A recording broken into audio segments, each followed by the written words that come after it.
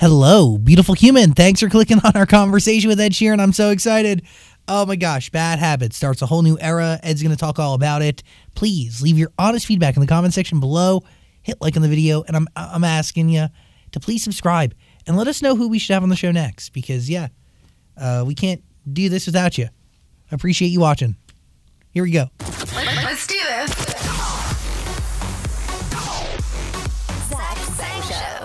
Hello, beautiful human. My name is Zach. That is Dan. Hey. And Ed Sheeran is here on the Zoom machine. Woo! How you doing? Woo! Living. I'm very excited because we have a new era of music coming.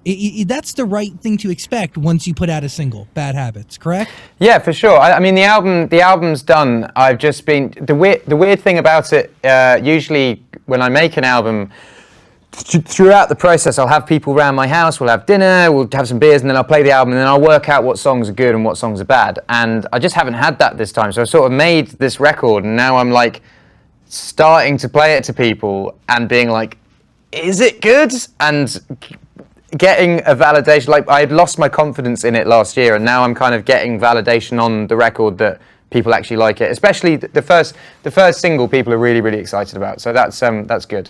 That's interesting. Do you lose sight of it when you're so thick into it?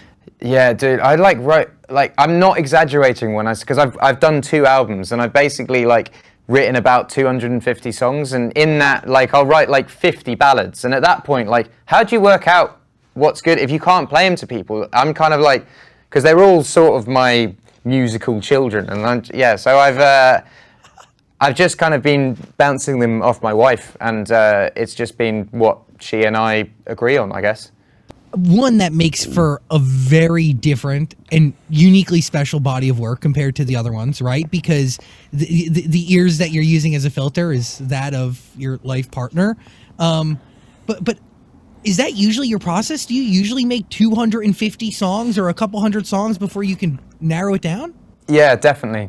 I mean, that's why it's been, Plus was 2011, Multiply was 2014, Divide was 2007. It takes years to do it.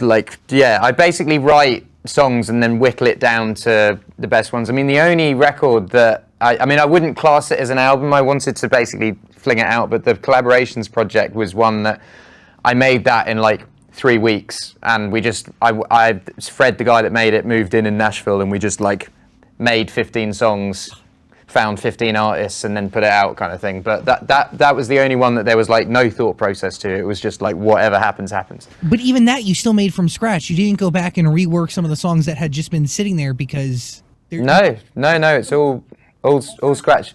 But my writing process is I got to work with Bruno Mars on the Collaborations project, and I've known Bruno for years, and his writing process is he'll write. For 24 Karat Magic, he has 9 tunes, and he makes them perfect, perfect 9 tunes. Whereas mine, I'll every day I'll write 5 tunes, and I might write 25 in a week, and one of them will be all right, and then that will go on the maybe list, and then you just whittle it down like that. So how did Bad Habits become the one out of the 250 songs you were sitting on? It was, so I'd finished the album, and usually what I find is when I've finished the album and the pressure's off, I go in for one more session, and then something random comes. So that's what happened with Sing, and that's what happened with Shape of You, and Thinking Out Loud came like that, and Give Me Love on my first record. It's just the no pressure, I'm just going to write whatever. So I'd finished the album, we were mixing it, and I went in for one more session, and it was when England had just announced that everything was going to be opening up in June, and I had my first single picked, and it was this mellow, lo-fi, kind of sad, depressing song, and I was I don't know if and it was going to come out, my single was going to come out in June as well, and I was I don't know if England opening up is aligned with the vibe of this song, and I just said, the guy that I was working with is a really great dance producer. I was should we just, I've never made a dance tune ever, I was should we just try and make the perfect dance tune? And so we kind of wrote it as a joke, really. Not a joke. I say we sort of wrote it just to be what if? And then we finished it, and we're this is actually quite good. So we basically, I mean, it's been a long process of making it perfect. Same with Shape of You. When I wrote Shape of You, I'd written it with someone else in mind, and then as soon as I someone like my record label boss was like, you have to finish this for you. It takes a while for me to get my head around that and actually make it fit on the record. So when Bad Habits was done, it probably took like 3 months of me trying to like make it edified, if that makes sense, and get it to fit on the record. But I think it's the best song that I could come back with, I think. That's interesting. Like, so you'll have a song done, and then you'll fix the sonics of it to match the overall album. Yeah, because I mean, often I'm writing songs, and I'm not really, especially the ones that are like that. The ones that end up being singles, just because I write as a singer-songwriter. I'm very much a like acoustic guitar. I have a shower at home that has brilliant acoustics. I'll walk in there and I'll sing and I'll write these songs, and those songs they fit on the records, and they're like 100% me as a singer-songwriter. But the one, you know, if I did that for the rest of my life, it would get really boring. So the ones that are left of center is usually me trying something different. But when I try something different, I go, oh, this song I'm writing for so-and-so, or like so-and-so, and you have that person in mind. It always used to be Rihanna. It always, oh, I'm writing this song for Rihanna, and then the song would happen and it would be left of center, and yeah, and then often you realize the song's actually quite good, but in its state that you write it in, you write it to fit for the artist that you're writing it for, and then I'm like, oh, I need to actually make this fit for my record, basically. So Bad Habits is a personal story, right? It's about you. I mean, by the way, you look amazing. Yeah, I was gonna say you look incredible right now. Thank you. It almost makes me nauseous in a good way. Like, thank you, man. I think becoming a dad has really made me prioritize who I am, what I do, like my sleeping. Obviously, your sleeping pattern's like messed up. Do you really want your sleeping pattern to be messed up more by eating junk food and drinking spirits, you know? Like, so for me, I kind of, like 3 months before Lyra was born, actually, you know what the catalyst of it was? I was like, if my wife's water breaks at any point, I want to be able to like drive and I don't want to be like sat in front of the TV with a glass of wine and be like, oh, I can't drive you. So 3 months before, I was just like knocked everything on the head, and I just kind of haven't really taken it back up, I guess. That just gave me goosebumps, because like in that moment, like there's a new set of responsibility that like there's a switch inside of you. Yeah, no, there really is, man. And I feel like I don't want to be. I've lived my 20s. Like, I had a great time in my 20s, and I don't need to bring that in. I don't need to have any of that come into my daughter's life now. I feel like it's like I've lived it. I've been and done it, and I feel like that box is ticked. And I'm not saying like I still love a party, but I'm just not. I'm just in a different place now, I think. It's not a priority. Yeah, it's not what you're looking forward to. You're looking forward to hanging out with the human being that you created. Yeah, and I mean, even now, like I'm in Los Angeles at the moment, and when I would come to LA before, it'd just be like out every night. You go for dinner, you catch up with so and so, and you catch up with this person. And now, like, thankfully, my wife got a week off work, and she's flown over here with Lyra, and you know, I have all these people being like, let's catch up, let's do this, and you know, I'm kind of like, I just, like yesterday, me and Cherry just got a Mexican takeaway and sat and ate that, drank a bit of wine and went to bed at 8:30, and it was like the perfect evening, and it wasn't like a forced evening of trying to chase the party, you know? That's dad life. And does dad life change your creative process at all? It changes, yeah. So my work now is very structured. It's very like, I work 9 to 5. I go into the studio at 9 and I finish at 5, no matter what. I'm not like working till like 4. Like I always say it if I'm working with a producer, because some producers work mad hours. They work from like 5 p.m. to like midnight, and I'm like, if you don't show up at 9, like, or between 9 and 10, like I'm off. Like I can't. Like we're either working or we're not working. You know. Was it hard for you to get your creative juices to flow in that way, or does it actually work out when you have a structure like that? Well, I didn't write a song at all for the first 6 months. I was just like pure dad. I was just, you know, changing diapers every day, and like I was doing the cooking, the cleaning. I was kind of just, I wanted to be present. And then after 6 months, I was like, right, let me get structure in. I have a home studio. You know, I'd have you know, I'd be doing vocals with the like her asleep on my shoulder type of thing. It was all very wholesome. But yeah, I just got structure back, and I found like that was when like Bad Habits was written, and I've got another tune on the album that was written the same time that I think is a single, and I think yeah, I got the mojo back. But it was the first time in my life I'd taken that much time off writing songs. Yes, beautiful human. We are out and about doing things like human beings again. We're hanging out with friends. We're making memories, and we're documenting those memories through the forms of photos. But the best way to really cherish those memories is by making them physical, making them tangible, bringing them to life. And the easiest way and the coolest way to do it is by using myphoto.com. I made a little photo cube of my dog Lou, and it's amazing. Sits on a shelf at my house. Plus, I was able to print out photos of me and my friends on glass. Easy to hang, stick, wherever. It's really cool. I really enjoyed it. They have a bunch of different options. You can make keychains, and you can also like print on wood, acrylic, metal, a bunch of different sizes. You can put them in frames.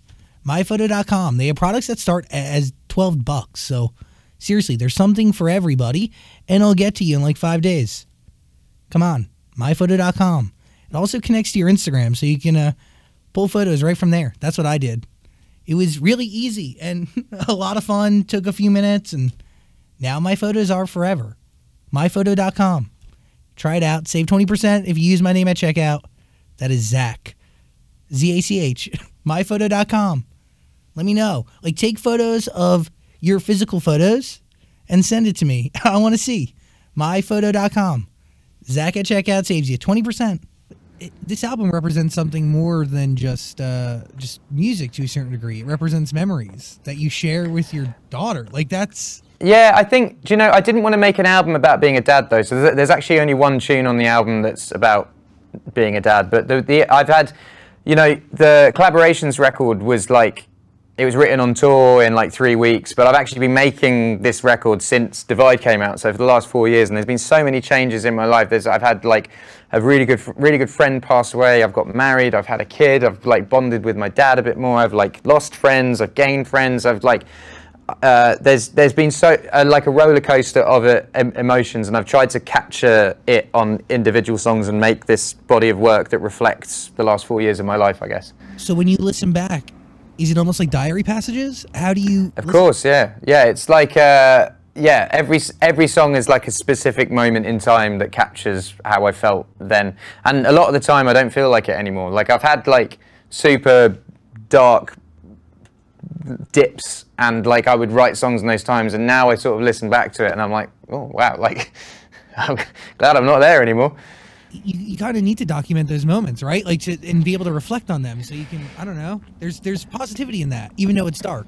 Absolutely, yeah. I think, you know, I think being, I feel like everyone's having this sort of I think for me it was like just growing up and realizing that my youth was over, if that makes sense. Like I'm like 30 years old now, and I'm, you know, it kind of, the catalyst was my mate dying in March, and I was suddenly like, because I'd only ever had grandparents die, and I feel like when you grow up, you know your grandparents are going to die because everyone else's grandparents are dying, and it's just part of life, and you're like, that happens. But I think when my friend passed away, I was like, oh wow, like this is actual real life. This is when youth ends and you start actually having to be an adult. And it all happened around the same time of like coming to terms with being a dad and coming to terms with being 30, you know, like I've had 10 years in the music industry. I'm sort of thinking when the tour ended with Divide, like Divide was the biggest album that I'd ever had, and it had been the biggest tour ever of any tour that's sold. And I got to the end of the tour and I was like,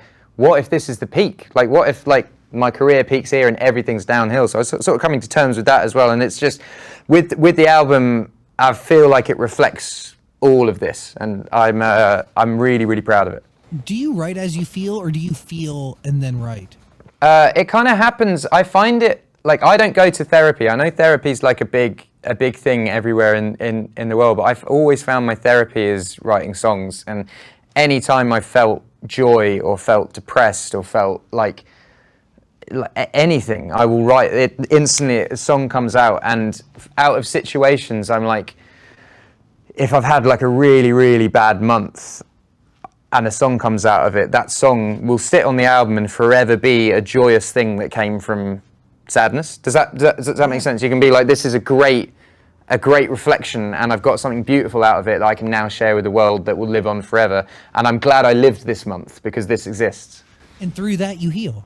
Yeah, yeah. I think I listen back to songs on Multiply and Plus, and I kind of like they're reflections of how I felt at the time. But it's a beautiful snapshot of, like, even if it came from a really dark place, there's a beautiful snapshot that has come from. It's like if you see like bits of art that have obviously come from tortured. I'm not saying I'm a tortured artist, but you see like a Francis Bacon or something. You can look at that and be like, not that I'm glad he felt that way, but I'm glad that this bit of art exists that's come from that. Yeah, because emotions have been felt, people have been touched, the world has moved in a better position or a better direction because of it.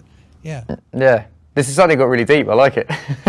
Will you still be able to play this whole album with just you and a loop pedal, or will this new album have to bring in a whole band? BBC, you had a band, yo. I did, yeah. I'm sort of testing the water with it, because I've played with a loop pedal for like 15 years, and I'm like, do I keep? Is this my unique selling point, or is this like something that I need to build on? So I'm sort of testing the water with it. I'm doing like little spot shows here and there.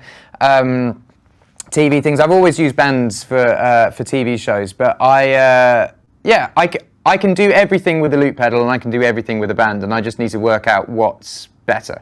I know what my fans prefer, but I need to work out what the next step for my career is. I never want to get stagnant and like comfortable. I want to always keep challenging it. What's the point if you're comfortable? Because comfort is like the key to death, in my opinion, because then you succumb almost. Yeah, and I feel like you can be comfortable when you're like, when you become a quote unquote heritage artist, and then it's no longer like your new release is like the new thing you tour. You're just touring. I feel like that's the point where you're safe, and you're just, you go and see I've seen the Rolling Stones a couple of times, and it's kind of the same show. They play the hits, and that's what people want to go and see. But if you go to a Taylor Swift tour, every single tour is different, and it all has its own thing. But there will become a point with every artist where it just becomes just the greatest hits tour, I think, because it sort of hopefully that's what we're all aiming for, I think. I could really talk to you for quite some time. I know we got to go. I'm getting the angry finger. But please, album time. Our studio is open. We have a bunch of radio stations. Would love to play the entire album top to bottom. On that would be amazing, man. That would be really, really great. And I'd love to come in person. I'm sure you get this a lot, but I end up watching your guys' interviews with other artists like all the time, and I really, really enjoy it. Casual. I'm gonna go vomit in the corner. I really appreciate it. Thank you for your time and energy. And I would really, our couch is open for you at any moment in time, Ed. Thank you, and thanks for such a wonderful interview, guys. It's always lovely. Please, anytime. You make it great. Love and appreciate you. Have a great day. Nice one, guys. Thank you. Later. Peace and love. Thanks. Hey, beautiful human. Thanks for watching our full interview, but I get it. Like, a full interview is a lot. So we got a clips channel. We don't expect you to watch the full thing anymore, so we just gave you the highlights. Please subscribe and notifications and all that stuff. Okay, cool. I love you.